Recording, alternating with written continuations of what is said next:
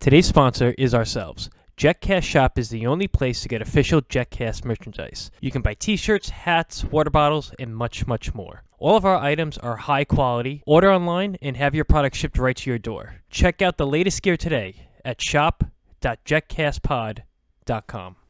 Hey everybody, welcome to JetCast. My name's Pat, and today I am joined by Benny. You may know him on Twitter as @BennyBlanco. What's going on, Benny? Long time no talk. What's going on, brother? It's an exciting time, a nervous time, but I'm happy to be here. Yeah.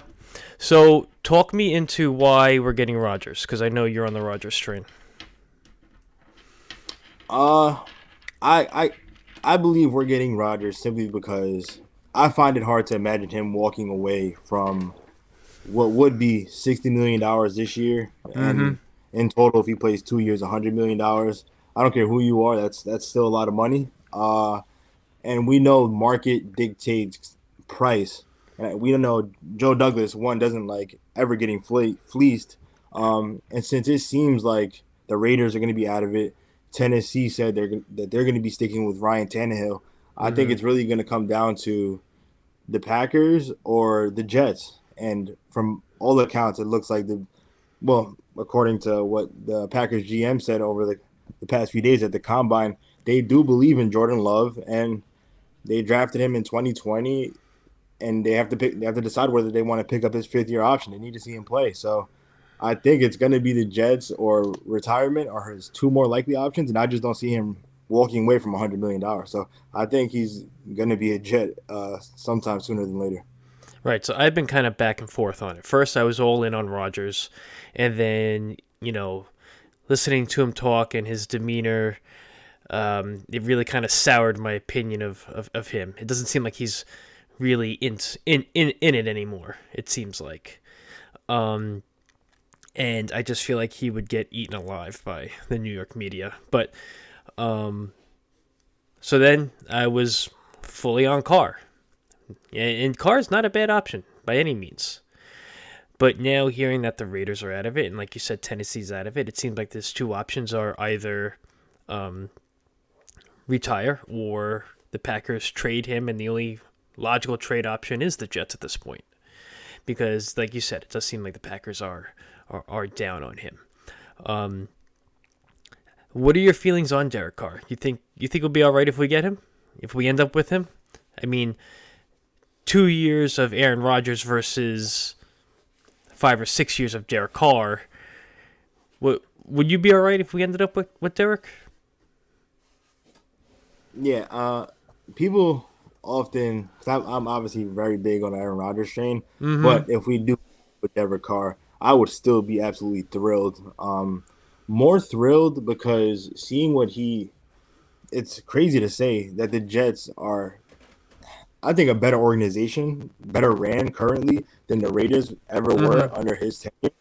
So, and we all know Derek Carr has always had bottom 5 defenses, and we have a top 5 defense, and I think our defense is still going to be playing at a high level because we're still going to be able to keep a lot of our key pieces on our defense for at least another 2 or 3 years. I think we'll be one of the top defenses. So I think with Derek Carr being an average quarterback, playing at his best, probably the 10th best, 12th best quarterback around that range, we're not going to be asking him to do too much. It's, do what you got to do, allow our defense to play and ball out, and with Derek Carr, I think we'll definitely be a playoff team and a team. We might not win a division.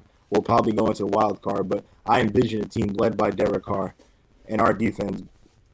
No team would want to face, whether it be Buffalo, Cincinnati, Kansas City. We're gonna have to go through them if we want to make a run.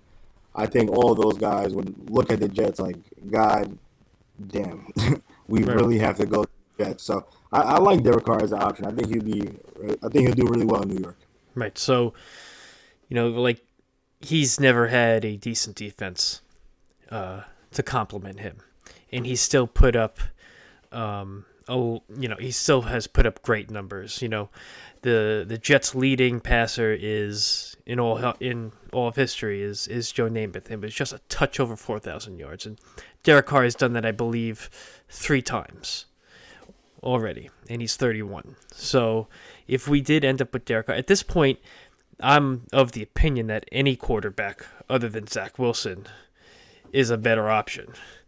Um, so even if we ended up with, say, I know people were even talking about Ryan Tannehill, I would still be happy about it because it means at least there's a veteran quarterback on the team that is not packing it in like Flacco was.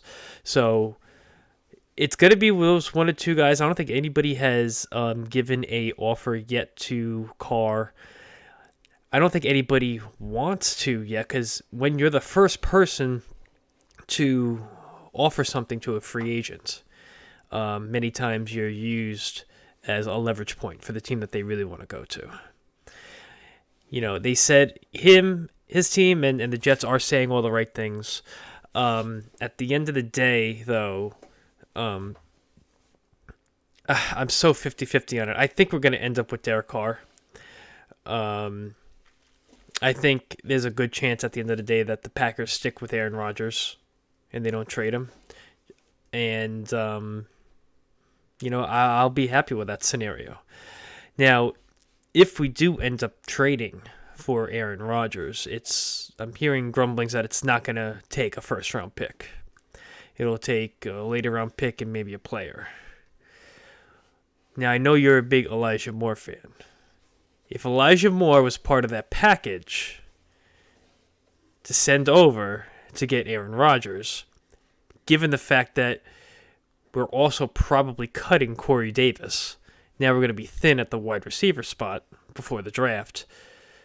What's your feeling on a scenario like that? If we had to give up a player like Elijah Moore,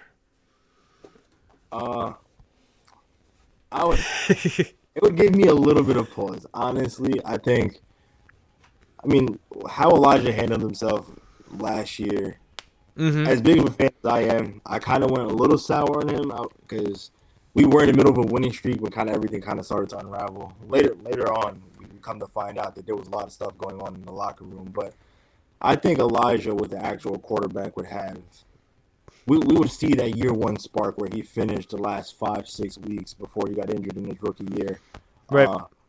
He's really starting to pick it up, and I think we will see that with Aaron Rodgers or Derek Carr. So I would prefer to keep our weapons. But if we had to, depending on what the pick was, I think I'd be open to it and drafting another wide receiver early because I know there's decent wide receivers that there's in this draft is not like the Drake London, the big body wide receiver. Right. There's a lot of win speed and have similar games to Elijah. So I think if it's a move that we have to make, I wouldn't be totally against it. Yeah, I mean the way I see it, the only tall, big body receiver we have on the team, unfortunately, is Mims. And say what you want to say. Who knows? A veteran quarterback may actually make Mims look pretty decent. Everything changed when Elijah Moore got moved into the slot and they started putting Mims outside where he should be. These ridiculous fade routes to Elijah Moore in the beginning half of the season were just absurd. That's not the type of player he is. That's not the type of player he's ever been. You would hope that with a veteran quarterback and someone like Garrett Wilson on the team, that defenses are going to start shifting towards our offensive rookie of the year, and there'll be more opportunities for guys like Moore, or hopefully maybe one day Denzel Mims. Now,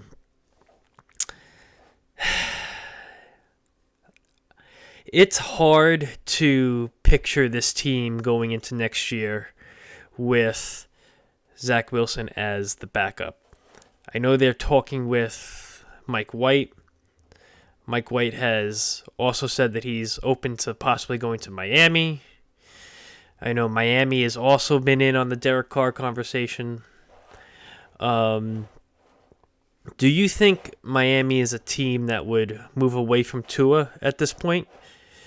Considering he, when healthy, is a decent quarterback. But with now, I know it's officially 2 concussions, but it's really 3, because there was that one that was undiagnosed, to be completely honest. I feel that his career is in jeopardy.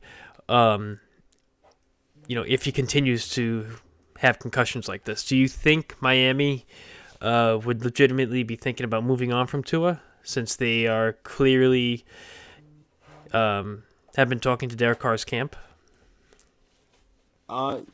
Honestly, if I had to predict, I think he would be the starting quarterback for them to start 2023. Yeah. But I think they're doing the right thing. I think Josina Anderson said it just yesterday that they're exploring all options, and I think that's the right thing to do, especially when, as unfortunate as it is, those concussions were scary, and that the one where we all know it was on live TV. I think it was a Sunday Night Football.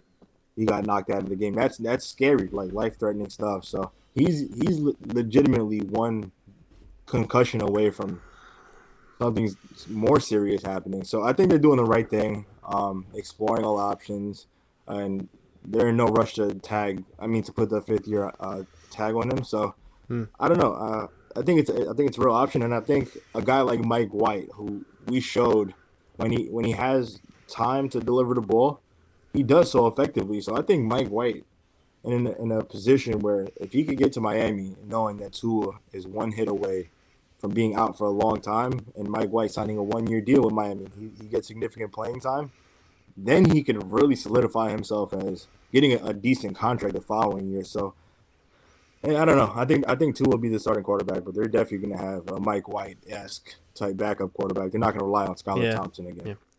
All right, so let's switch it up to the other side of the ball. I wasn't surprised that Sauce ended up with Defensive Rookie of the Year. I don't think anybody did. The holes I see on defense right now are safety and linebacker.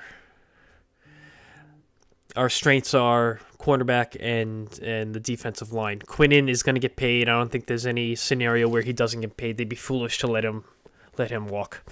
What are your thoughts on the defensive side of the ball? Is there anybody that you would like to see them draft on the defensive side of the ball that you think could help them right away?